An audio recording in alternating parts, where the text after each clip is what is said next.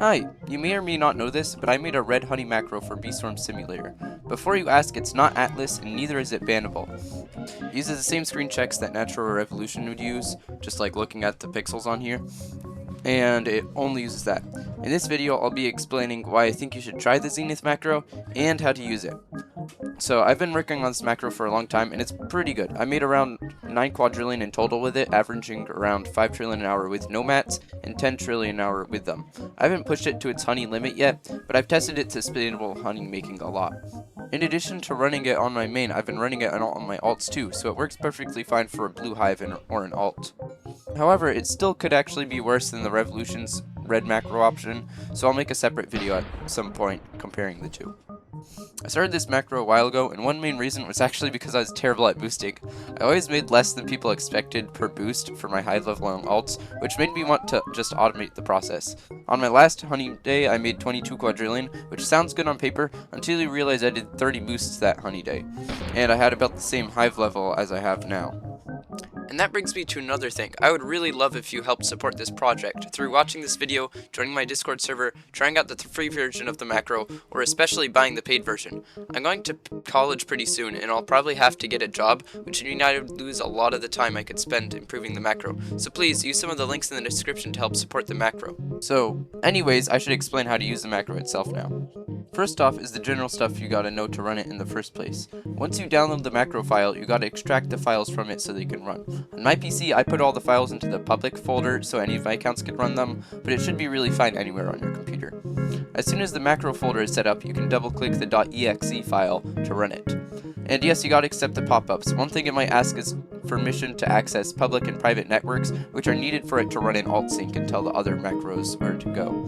Another pop-up is the license that I have, so you gotta accept that too because I don't want anybody like stealing it and redistributing it. And you can look at the license file in the folder to see all the details for the license. When actually running the macro, there are a few things you gotta make sure you do on Roblox. So first off, you gotta go over here and then you gotta change your settings and make the graphics mode manual. If you don't do this, it won't run properly. You can't have it set to the highest graphics quality because once you run it like this, it'll lower your graphics quality all the way. Another thing you have to make sure is you have a sprinkler in your first slot. If you don't do this, it won't do any of the paths correctly because it uses that to check if you're in the field. Also, if you want to run the octo or the red pattern, which is actually what the macro is about, you got to make sure it's supreme saturator so the macro can recenter itself. Also, don't stretch your window across separate windows like this, because that'll mess it up. It can only search this region when you do that. But you can like mess with the aspect ratio. So if you want it to have a better view of the field, you can make it really wide and short. And the processing speed, or so if you have a weaker computer or something, you can also squish the window so that way it's searching less. It might be slightly less accurate, but it'll at least run faster. So then you can squish the window from the top, and then you can also change this. But wider is generally better because then it's able to see more. And it's able to you would be able to see a target way over here when otherwise it wouldn't be able to see it. Now we can actually get to the settings. This is currently with my main settings, so you can change it to the defaults or change it to whatever you need it to be, but I'll just be showing you what I have. So the status tab shows you where your planters are placed and lets you reset the planters or change the date times. This part isn't very user friendly, and it also has these 3 buttons to start it, and then you can see the hotkeys that are bound to them. And then it also has this log, which is mostly for me so I can code it better, but if you want to see what the macro is thinking, you can look at it.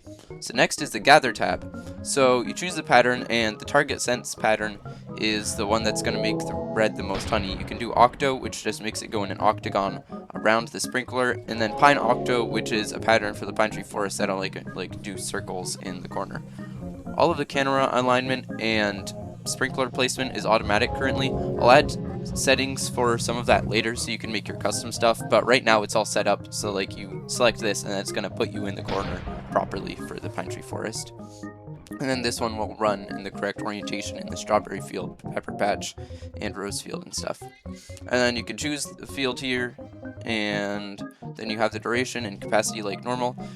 And then you have the convert. So this is the convert setting. So when it converts, you can have it never convert. You can have it use the timer, so then it would use convert after this, and then this is the always after value is for when it would interrupt your gathering to convert. And then gather is just always after gathering, and then it also does the timer when you do the gather option. And then you can do always, and then it just always converts, and then it'll still do the always after to interrupt your conversion if it needs to. And then you have shift block, which is kind of normal. It just turns on the shift block when you're gathering. And then you also have these options. So mark gather makes it gather in the marks that are close to the sprinkler while you're in the field. So that's kind of useful for the target sense one, just because you'll stay in the marks longer and more often. And then you can have it catch the star shower, you can have it catch combo coconuts, and then you can have it get dupe tokens. It doesn't look at which dupe token it is yet, it just gets them while you're standing under it. And then blooms doesn't work too well yet, but I'm working on it. And then all these target sense options, they're explained more in the readme file, and they're pretty confusing. You can just leave them at the defaults and it should be perfectly fine.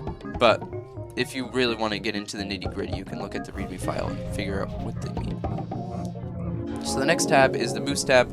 So this is where you can set certain boosting things. It's a red macro. I only added the red booster path so far. I'll add the other ones in a future video. But so you can turn on the red booster, you can turn on the sticker stack, you can turn on hotbar usages. So like I have micro converters right here, and then I have red extracts, and then I have jelly beans that it uses every once in a while, just because I get jelly beans and I max out at 100. And then you can select the fields that it'll boost in if the field gets boosted, and then you can select the fields that it will extend if you have glit extension as one of these options selected. So that means that you can save your glitters and use them only when they're most beneficial, like if you selected just the pepper patch. Or you can select all the fields that you'll be boosting in if you want to make the most honey in a set amount of time, like on your honey day. So then you have the collect options. So these are the most useful ones, so that's why they're the only ones added here so far. But you can get the glue, you can get the wealth clock, you can get polar bear. It doesn't actually do the polar bear quests, but every hour or so it'll go and cycle through the polar bear quests for you, so you don't miss out on completing them at least. And then you also have the Beesmas options, but it's not currently Beesmas, so they won't work.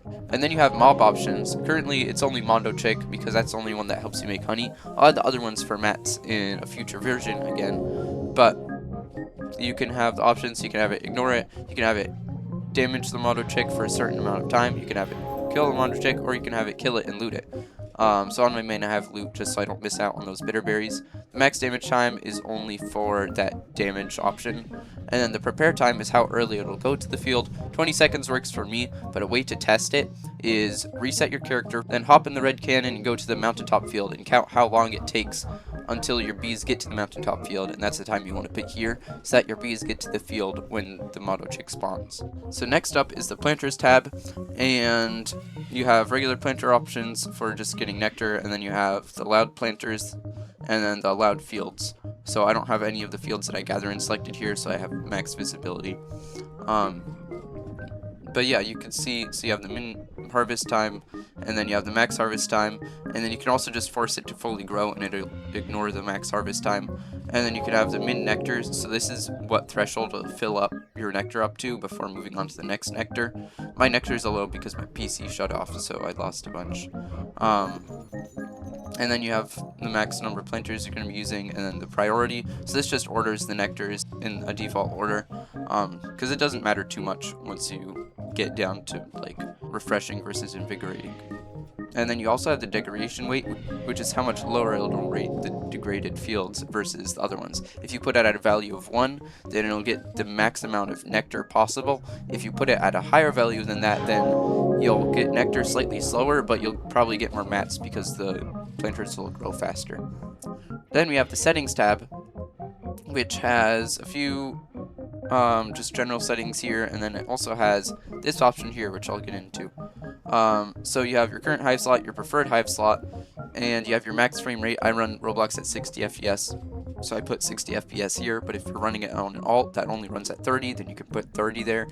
You have your move speed, and it does math from this to figure out if you have the hasty bee or hasty guard or any of that kind of stuff. You have the key delay, which is only used for inputs that are sequential, so like navigating through your menu, it'll use the key delay, but like walking around, it won't delay that at all, because you want it to still be as fast as possible, and it doesn't really matter when you're walking around. It really only matters when you're doing sequential things that depend on the Roblox server getting back to you.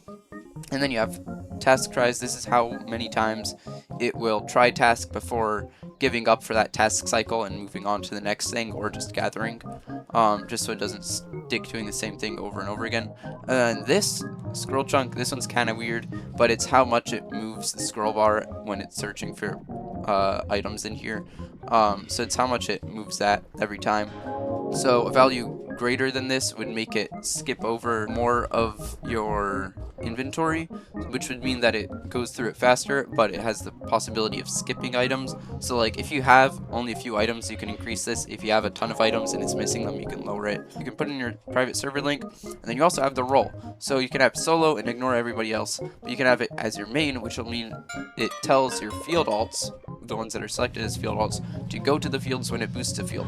Also, when it starts the task cycle where it has the red field booster, it's going to tell your field alts to prepare the fields for you. So if you're a red hive and you have 3 red field alts, it'll send 1 to the pepper patch, 1 to the rose field, and 1 to the strawberry field. And then once it finds out which field is actually boosted, it'll send all those accounts to that field. So that way the field is as pollinated as possible by the time you get there. And then you also have this aid tab, and this is pretty cool. So this is for a boosting macro for while you're like actually playing. So you have hotkeys, which you can turn here, so like you can have stingers or you can have jelly beans on some of these. And then you also have O, which is so it zooms out. So like if you're in the mushroom field, it'll zoom out for you once your camera goes under the mushrooms, because that can be really annoying. And then it also has auto holder, which is a pretty unique feature, but it means that when you right click, it holds your left click for you. So that means you don't have to have your hand on the mouse the whole time, so you can like eat or something. And then you also have aid gathering, which is like when when you strip it down and make it only gather in one field and then use the sprinkler to align. It's kind of like that, except you don't need to redo your settings or make another copy of the macro. It's just here. So you can turn on a pattern, and then you can turn on the gathering if you want it to when you turn it on. But this is good for alt accounts when doing RBC or something, because then you can like set up the pattern that you want, and you can have it just go to the field, like in an RDP, run it to the field, and then start this instead of worrying about starting the natural thing beforehand and then making sure that it doesn't reset your character and everything. This will never reset your character for these settings. And then also you have an auto clicker, which is F4, and then you can start the aid, which is F5. And we also have credits right here. So that was the whole macro overview. I'll link the website and my Discord server in the description so you can try the macro out. And I hope to see you next time.